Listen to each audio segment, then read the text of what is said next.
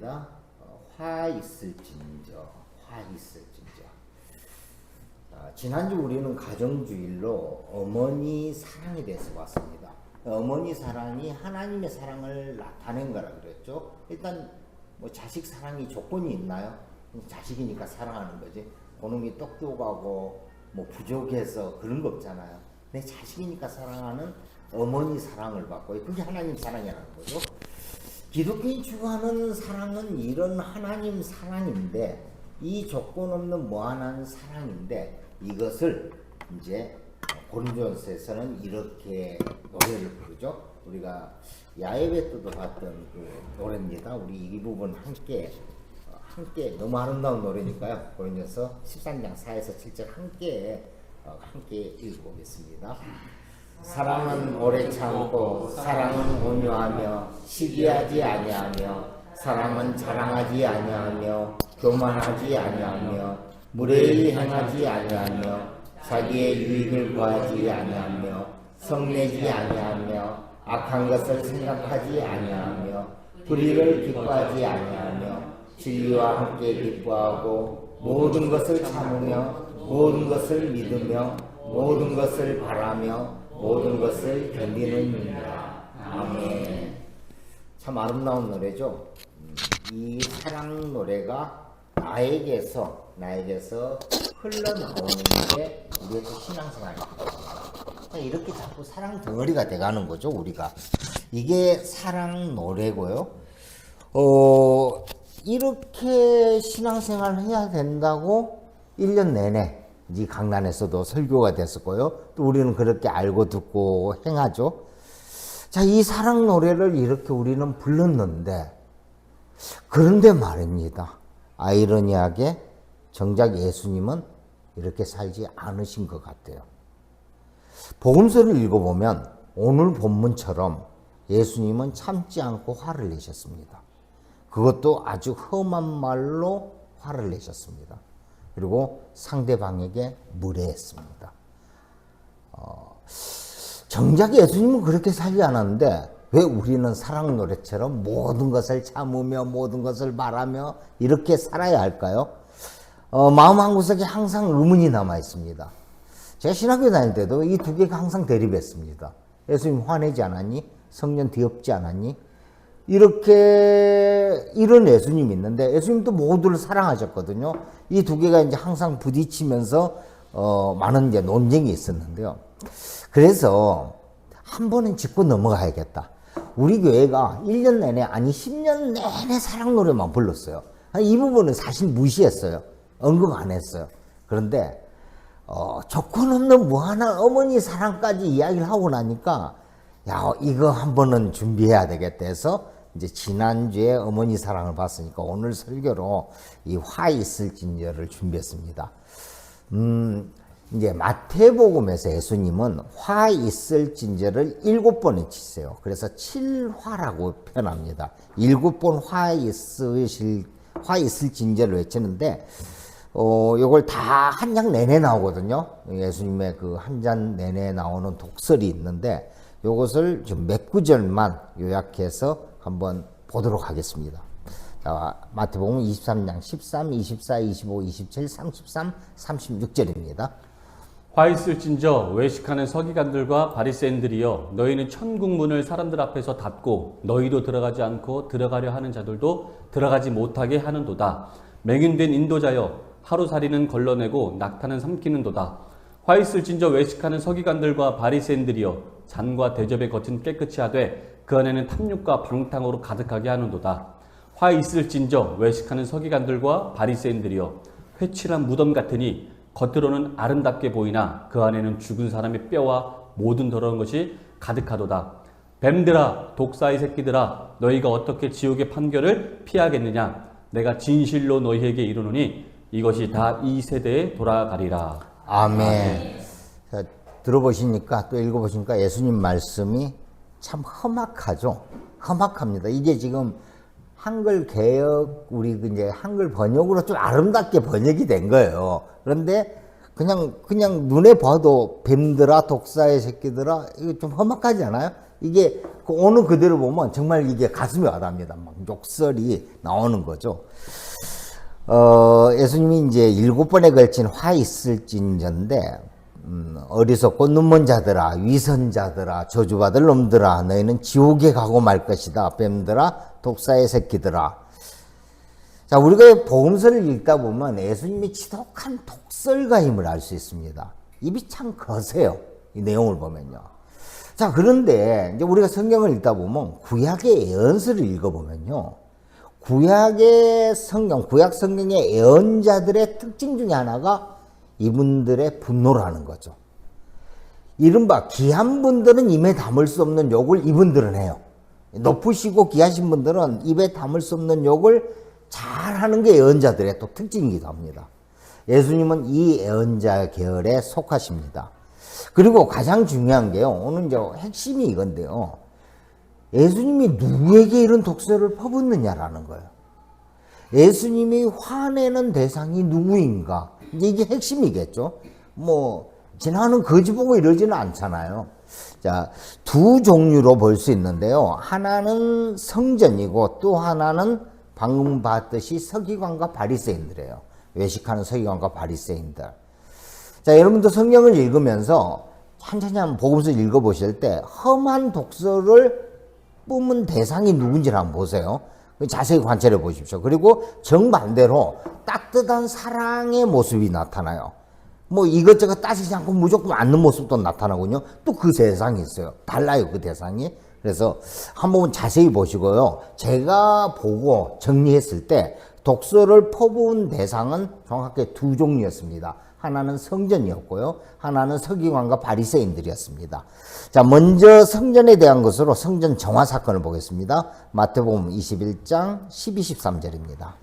예수께서 성전에 들어가사 성전 안에서 매매하는 모든 사람들을 내쫓으시며 돈 바꾸는 사람들의 상과 비둘기 파는 사람들의 의자를 둘러 엎으시고 그들에게 이르시되 기록된 바 내 집은 기도하는 집이라 일컬음을 받으리라 하였거늘 너희는 강도의 소굴을 만드는도다 하시니라. 아멘. 이게 이제 성전 정화 사건이죠. 이 성전 정화 사건은 지금 보고 있는 마태복음 외에도 마가복음 11장, 누가복음 19장, 요한복음 2장. 그러니까 사복음서에 다 공통으로 들어있는 내용입니다. 이 말은 중요하다는 거거든요. 자, 한 복음서에만 있는 게 아니고 사복음서에 다 들어있는 예수님 공생의 사역에서 아주 중요한 사건입니다. 라고 말할 수 있죠.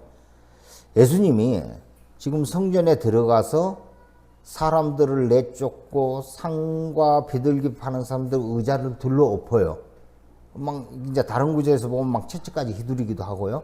험해요, 지금. 아니, 사랑의 예수님이 어떻게 이렇게 할 수가 있지? 성전은 당시 유대교의 중심이고 종교의 중심이에요. 그리고 예수님이 하나님 믿었잖아요. 하나님이 계신 곳이 성전이라고 당시 사람들은 생각했는데 그 성전을 지금 뒤엎는 거예요, 예수님이. 왜 그러시죠? 쉽게 말하면 우리 교회 와서 지금 강대상이고 뭐 이걸 다 뒤엎는다는 표현이에요, 쉽게 이야기하면. 예수님이 그러고 있다는 거죠. 자, 이 부분에 대해서 당시 역사 기록과 성경을 통해서 이 내용을 좀 봐야 됩니다. 당시 성전은 제사장과 레위인들에서 관리되고 있었습니다. 그래서 여기 지금 장사하는 데가 이방인의 뜰이거든요. 이방인의 뜰인데 여기는 장사를 할 수 있어요. 장사를 하게끔 되어 있고 그게 뭐 율법에 문제가 되는 건 아니에요.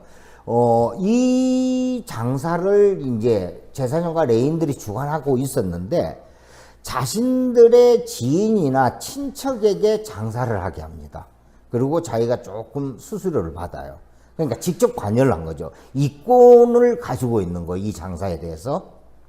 그리고 성전의 재물, 환전을 통해서 막대한 이윤을 취합니다.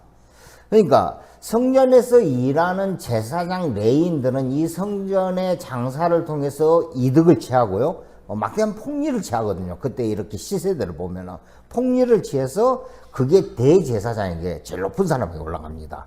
그리고 이것이 헤롯 왕궁과 로마로까지 이어지죠. 이들이 서로 공생하는 관계로 이루는 게 성전입니다.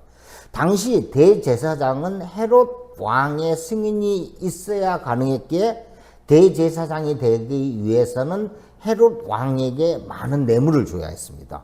뇌물을 주고 대제사장 자리를 차지하면 자기 뇌물을 뽑아내야 되잖아요. 열심히 거둬들이는 거죠. 또 그리고 헤롯 왕에게 줘야 계속 그 자리를 유지할 수 있는 거고요.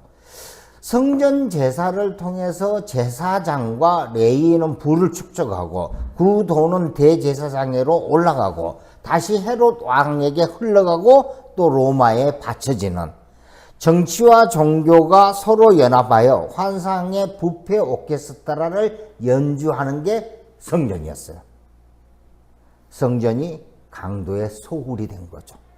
그래서 강도의 소굴이라고 하는 거예요.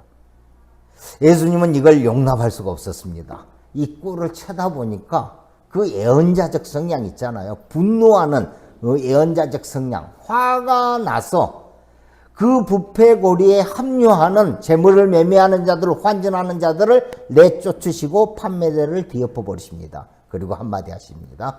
내 집은 만민이 기도하는 집이야. 그런데 너희가 강도의 소굴로 만들었다. 이 성전 정화 사건은 사실 신약의 우리 그 기독교인의 기준으로 보면 성전 파괴 사건입니다. 권력과 부패의 건물 성전이 무너지는 사건이에요, 이 사건이. 그리고 이 건물 성전을 무너뜨리고요, 우리 안에 거룩한 성령이 거하는 우리 안에 각자의 성전으로 바뀌는 사건인 거죠. 그래서 이것을 저는 제목을 성전 파괴 사건으로 과거에 자꾸 이렇게 강의를 했었습니다. 마가복음 강의할 때. 그러니까 예수님은 하나님의 집을 강도의 소굴로 만든 이들을 내쫓고 그 판을 들러 엎었습니다. 자, 이제 두 번째 화내는 대상인 서기관과 바리새인들에게 가보겠습니다. 자, 7번 화 있을진저의 두 구절만 한 번 더 보겠습니다. 이건 함께 읽어보죠. 화 있을진저 외식하는 서기관과 바리새인들이여, 회칠한 무덤 같으니 겉으로는 아름답게 보이나 그 안에는 죽은 사람의 뼈와 더러운 것으로 가득하도다. 뱀들아, 독사의 새끼들아, 너희가 어떻게 지옥의 판결을 피하겠느냐. 아멘. 마태복음 23장 7번의 화 있을진저에서 책망의 대상은 서기관들과 바리새인들입니다. 종교인들이죠, 그러니까. 자, 이게 1차적이에요. 자, 그런데 당시 역사적 기준으로 보면 단순히 종교인이었던 서기관 바리새인이 아니라 유대 지도층에 대한 책망입니다. 유대교는 단순한 종교 집단이 아니에요. 지금같이 정치와 종교가 분리되어 있는 집단이 아닙니다. 정치와 종교가 함께 있는 집단입니다. 예루살렘에는 민족을 대표하는 두 기관이 있습니다. 하나는 앞에서 본 성전입니다. 성전이 그러니까는 유대 국가라는 나라의 중심이죠. 그리고 또 하나는 유대 민족의 자치의회인 사내들림입니다. 우리 성경에서 이걸 공회라고 표현하죠. 자, 이미 성전은 예수님이 뒤엎었고요. 자, 공회에 대해서 보겠습니다. 사내들린 공회는 의장이 있는데 이 의장이 누구냐면 그 성전의 대제사장입니다. 그리고 의원이 70명으로 구성되어 있습니다. 그래서 대제사장까지 포함하면 71명입니다.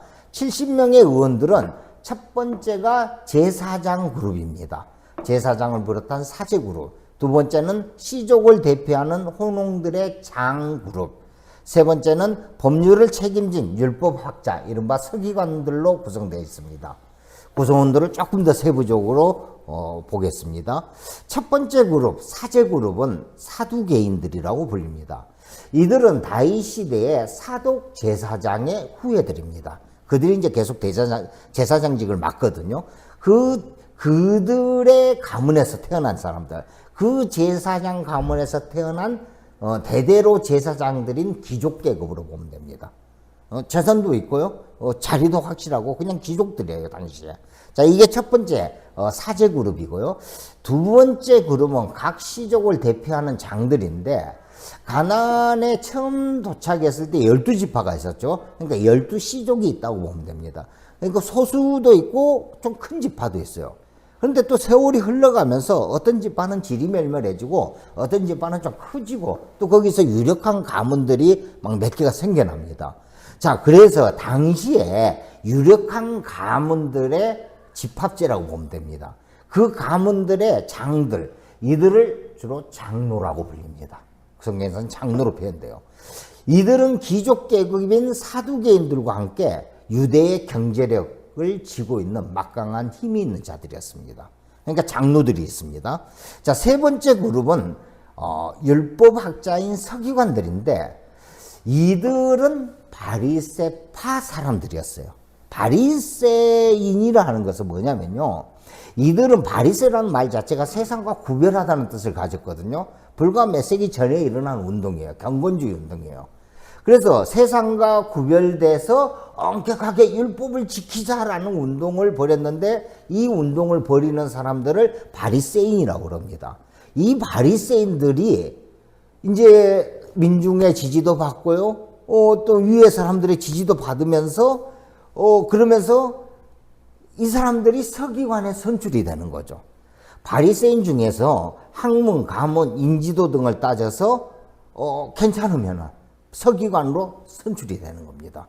자, 이 서기관들은 율법학자로서 율법의 사법적 해석을 담당합니다. 지금의 한국 사회로 보면 법관이에요. 법관입니다. 법학자로서 사내들림 판결의 법적 근거를 제공하고요. 또 그 어떤 사건을 판단하는 거죠. 이 바리새파들은 서기관들뿐만이 아니고요. 장로 그룹에도 많이 퍼져 있었습니다. 사두개인하고는 또 대립이 돼요.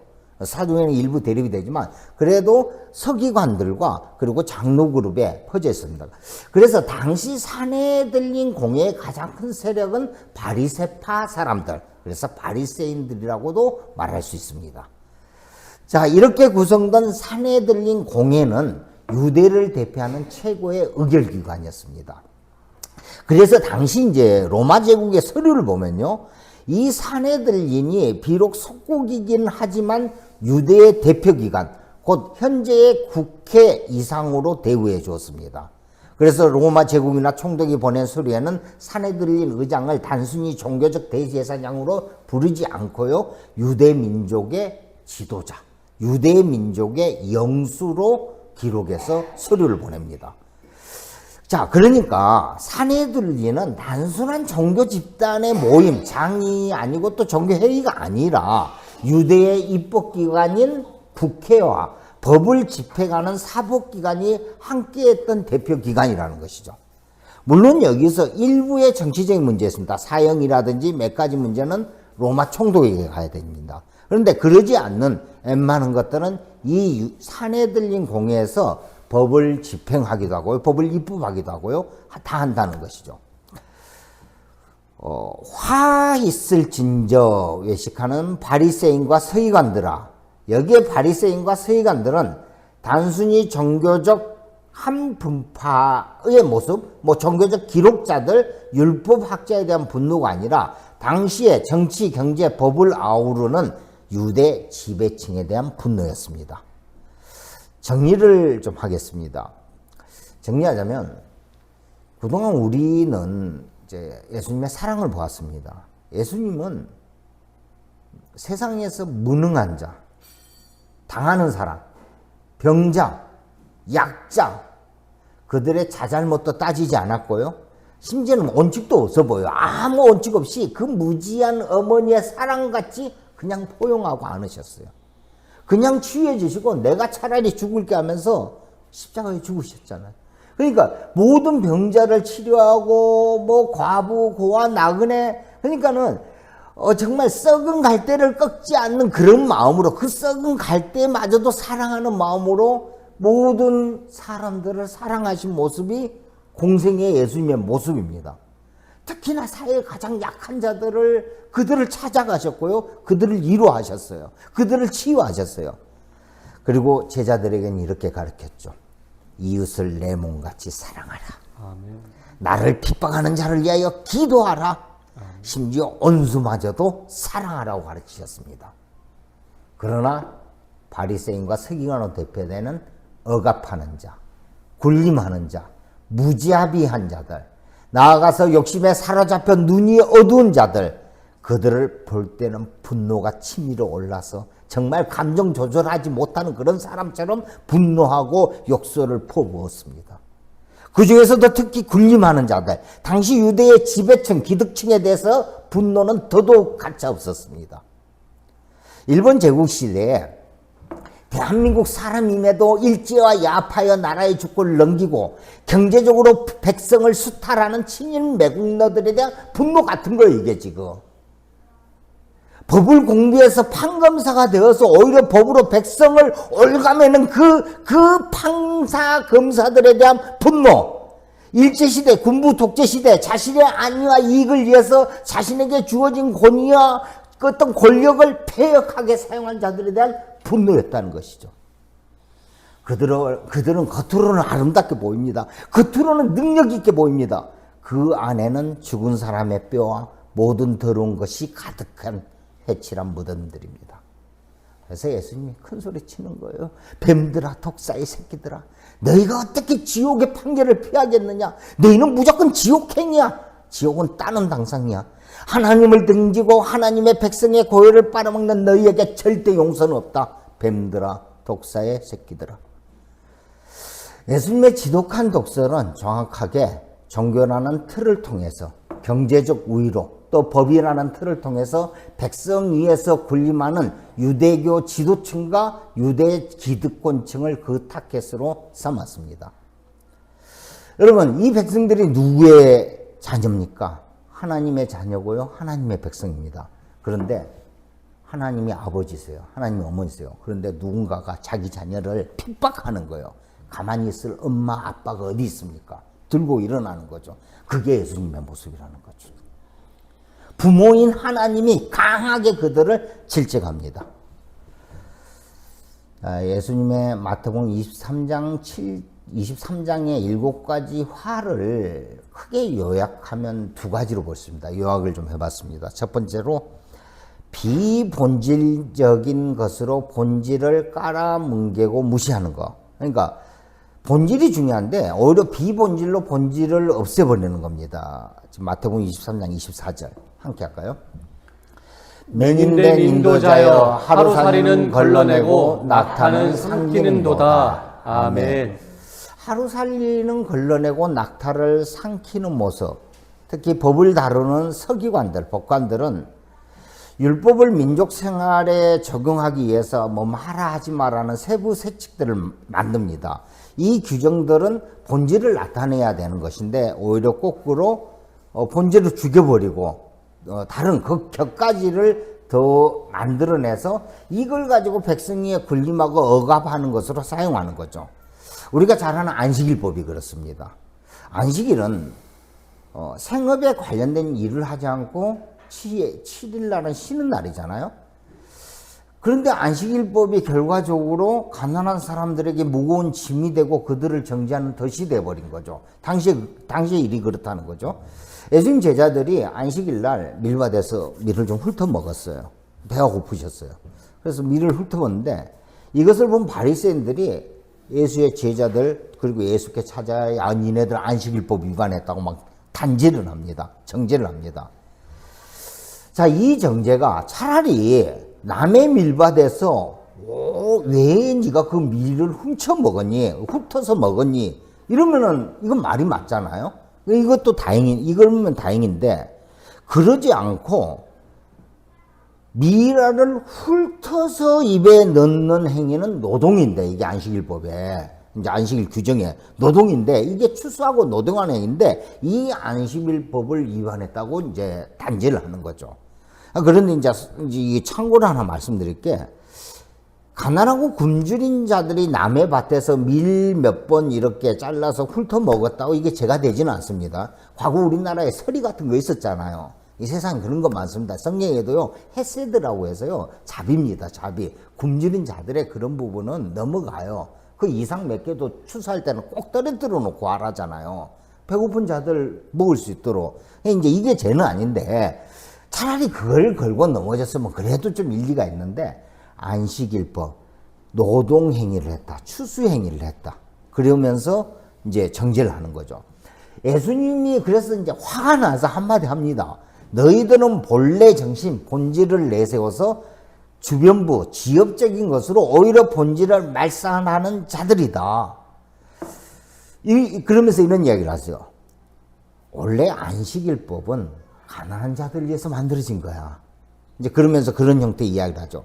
여러분 생각해 보십시오. 안식일법이 누구에게 필요하겠습니까? 왜 하나님이 만들었겠습니까? 일생 동안 쉬지 못하고 죽도록 일만 하는 자들에게 하나님이 쉴 수 있는 권리를 만들어준 게 안식일법이잖아요. 심지어 종이든 소나 닭, 나귀까지도, 동물까지도 쉬라고 만들어놓은 게 안식일법입니다. 자, 그런데 생각해 보십시오. 권력 있는 자, 가진 자는 안식일법이 전혀 필요 없습니다. 왜요? 날마다 쉴 수 있는데. 일하고 싶으면 부리면 되는데. 굳이 안식일법이 필요 없거든요. 그래서 예수님이 야, 니네들은 안식일의 본질을 모르고 그 안식일을 오히려 남의 어깨에 무거운 짐을 올리는, 그러면서 자신은 손가락 하나도 까딱하지 않는, 그렇게 하고 있어 하면서 비판을 하셨습니다. 사실 가난한 자들에게는요, 제가 가난해 봐서 알아요. 안식일에 쉴 수 있는 게 더 큰 문제입니다. 왜냐하면요, 하루 벌어서 하루 살거든요. 그런데 내가 안식일 식량을 준비 못했어요. 못하면은, 있으면 다행인데, 못하면 안식일날 굶어야 돼요. 그러지 못했기에 몰래 가서 일했습니다. 그러면 이 사람은 안식일법을 위반했다면서 정죄하는 거죠. 그러니까 안식일 자체가 덫이 돼버리는 거예요. 안식일법 자체가. 문자적으로 그 법을 그대로 적용하면 일반 못 사는 그 가난한 자들에게는 정말 덫이 돼서 그들이 그냥 사회에서 매장당하는 그런 결과를 초래했다는 거죠. 예수님이 이걸 가지고 이야기하신 거예요. 그래서 하루살이는 걸러대고 낙타를 상기는 너희들은 소경이고 무지한 자들이라고 비판합니다. 이게 일곱파의 전체적인 내용이기도 합니다. 두 번째도 마찬가지인데요. 이들은 법을 외워서 말을 유창하게 잘하며 스스로 국가와 민족의 지도자여 선생으로 군림하지만 자신이 한 말대로 하지 않는다는 거죠. 이들은 정치적 유불리로 판단하고 정죄했습니다. 왜냐하면 자신의 안위가 중요하고요. 자신의 이익이 중요했거든요. 이게 대대로 기득권층자들, 그러니까 대대로 부자들의 특징이에요. 이게 내 이익을 중요시합니다. 50억을 받아먹은 유력자의 아들은 죄 없다 하고, 자판기 커피 몇 잔으로 커피 몇 잔 마신 버스 기사는 죄 있다고 해고하는, 그러니까 이런 거죠. 낙타는 걸러내고 모기는 잡는 거예요. 지금 하루살이는 잡아들이는 거예요. 이게 진짜 소경들이고 진짜 무지한 자들이라는 거죠. 이들이 회칠한 무덤들입니다. 속은 썩으면서 겉으로는 미끈하게 단장한 놈들, 화려한 말로 자신을 갖추고 겉으로는 포장한 놈들. 2000년이 지난 한국 땅에도 버젓이 벌어지고 있는 일이죠. 예수님은 이런 자들에게 가차없이 분노를 퍼부었습니다. 자, 이렇게 7번 말씀하신 화 있을 진저는 종교 영역에 대한 분노로 보이지만요, 앞에서 말씀드린 대로 당시 유대사회는 종교 영역, 정치 영역이 따로 있는 게 아니에요. 종교, 정치, 경제 영역이 다 붙어 있었어요. 그 사회 안에서 백성, 그 하나님의 백성에서 군림하는 자들, 정치, 경제, 법 분야가 포괄된 지배층, 기득권층에 대한 분노였습니다. 누가복음 6장 25절 함께합니다. 화 있을진저 너희 지금 배부른 자여 너희는 주리로다. 화 있을진저 너희 지금 웃는 자여 너희가 애통하며 울리로다. 아멘. 배부른 너희들 지금 웃고 있는 너희들 줄이고 애통하며 울리로다. 예수님은 하나님 마음으로 백성들을 보살펴야 할 그들이 오히려 하나님 말씀을 가지고 백성들을 핍박하는 거예요. 분노하시는 거죠. 차라리 다른 걸로 하지. 하나님 말씀 가지고 백성들을 핍박하고 교인들을 핍박하는 지배층들, 그 기득권층에게 분노하고 저주하십니다. 그래서 이 분노는 하나님의 마음으로 하는 것이기 때문에 거룩한 분노입니다. 거룩한 분노입니다. 하나님 마음으로 이웃을 사랑하는 것을 우리는 거룩한 사랑이라고 말할 수 있겠죠. 마찬가지로 하나님 마음으로 악한 자들에게 분노하는 것은 거룩한 분노입니다. 여러분 민심은 천심이라는 말을 들어보셨죠? 자주 쓰는 말이죠. 근데 이 민심, 백성들의 마음은 양면성을 가지고 있습니다. 첫 번째는 우매하다는 겁니다. 민심은 정말 우매합니다. 바람 부는 대로 이리저리 휘날리거든요. 오늘 아침 뉴스에 무슨 사건 터지면 그쪽으로 휘 갔다가 이쪽으로 휘 갔다가 이걸 이제 군중심리라고 그러는데요. 흐름이에요. 이리저리 휘날립니다. 그래서 군중의 인기에 몸을 담은 사람은 언제나 비참한 결과가 나와요. 왜? 이 바람은 계속 왔다 갔다 하거든요. 군중심리, 그러니까 민심은 정말 우매합니다. 그러나 다른 한 면이 또 있습니다. 뭐냐면요, 강하고 질기다는 거죠. 바람이 불면 초목은 그 방향으로 일단 풀이든 아주 그 낮은 나무들은 방향으로 눕습니다. 굵은 나무는 뿌리가 뽑히거나 부러지는데 초목은 그냥 휘어졌다가 또 바람이 끝나면 일어나죠. 이 땅을 지키고 이 땅의 생명을 보존한 이들이 이런 나약한 초목들입니다. 보통 한 나라의 명맥을 유지하는 것을 우리는 거목에서 찾습니다. 소수의 엘리트에서 찾지만은 바람이 세게 한번 불 때는요, 이 거목들은 다 쓰러졌습니다. 엘리트들은 그냥 뿔뿔이 흩어졌습니다. 그러나 민초들은 바람이 불면 저항도 못하고 그저 그렇게 기울어졌지만 그 바람이 지나면 다시 일어나서 이 땅을 지켰습니다. 그렇게 이 땅 역사의 주인공은 민초들, 일반 백성들입니다. 민초들은 일명 교육도 많이 받지 않았고요. 사상도 없고요. 지주도 없고요. 생각도 잘하지 않는 것 같습니다. 그저 힘 있는 권력자가 시키면 네네. 그래서 총칼 앞에서는 네네. 이래도 네 저래도 네. 그래서 악행을 저지른 권력자들은 이야기하죠. 1년만 지나면 전부 다 있고 내 말을 다시 잘 듣는 개 돼지가 될 것이라고 호언장담합니다. 그러나 말입니다. 이 민심처럼 역사의 현실과 방향을 민감하게 인식하는 자들도 없습니다.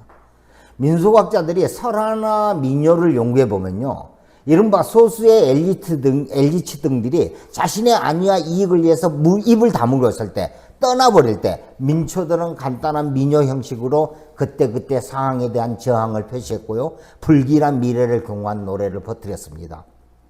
누가 지었는지도 몰라요. 어디에서 시작했는지도 몰라요.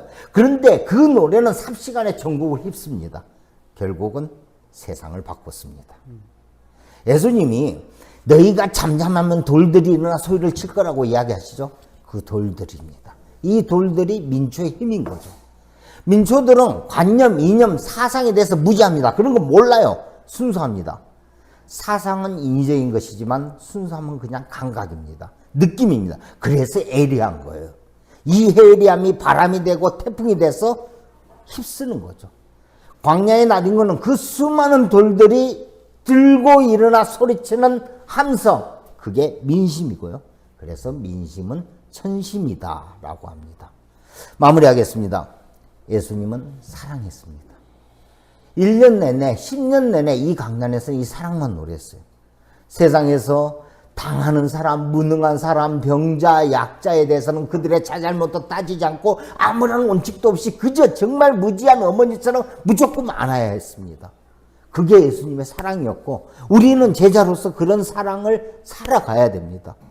처음 읽은 사랑 노래처럼 그렇게 그분은 우리를 사랑했고요. 우리 또한 그렇게 살아가야 됩니다. 그러나 성경과 바리새인과 서기관으로 대표되는 억압하는 자, 군림하는 자, 무자비한 자, 모기는 걸러내고 낙타를 삼키는 자들, 그 기득권층에 대해서는 최고의 독설로 저주하셨습니다. 하나님의 마음을 내뿜는 거룩한 분노였습니다. 여러분, 십자가 죽음이 원인이 뭡니까? 거룩한 분노 때문입니다. 가만히 있으면 예수님 안 죽어요. 그런데 그들을 향해서 독설을 내뱉고 부딪히고 안식일법에 대해서 얼마나 많이 부딪혔습니까? 그러니까 핑 돌아서 바리새인들 쟤 죽여야겠다. 죽이려고 노력하죠. 예수님의 죽음의 핵심은 이 거룩한 분노였습니다. 사랑하는 예수 그리스도의 제자 여러분, 우리에게 예수님의 사랑, 무한한 어머니 사랑이 있다면 방금 말씀드린 예수님의 분노 또한 우리에게 있어야 합니다. 이 두 가지가 예수님 마음이거든요. 예수님의 이 심정, 이 두 가지 심정이 우리 안에 함께 있어야 됩니다. 그래서 예수 믿는다는 게 쉬운 게 아닙니다. 예수님과 동일하게 기득권층의 거룩한 분노를 해야 되거든요. 그 분노 때문에 권력자들에게 십자가의 죽임을 당할 수 있거든요. 또 예수님과 동일하게 내 모든 것을 내어주며 이웃을 사랑해야 되거든요. 그 온수 사랑 때문에 십자가에 죽을 수 있습니다. 이렇게 십자가에 죽을 수 있는 이 거룩한 분노와 거룩한 사랑을 하면은요, 이렇게 십자가의 죽음을 당하면요, 그때 진정한 승리가 이루어집니다. 그때 하나님 나라가 세워지고요, 하나님 나라가 확장이 돼요. 이게 죽음이 없으면요, 하나님 나라 확장 없습니다. 한 주간도 예수 그리스도의 거룩한 사랑과 거룩한 분노를 마음에 안고 십자가 죽음으로 이 땅에 하나님 나라를 세우고 확장하며 살아가시길 축복합니다. 아멘. 찬양하겠습니다.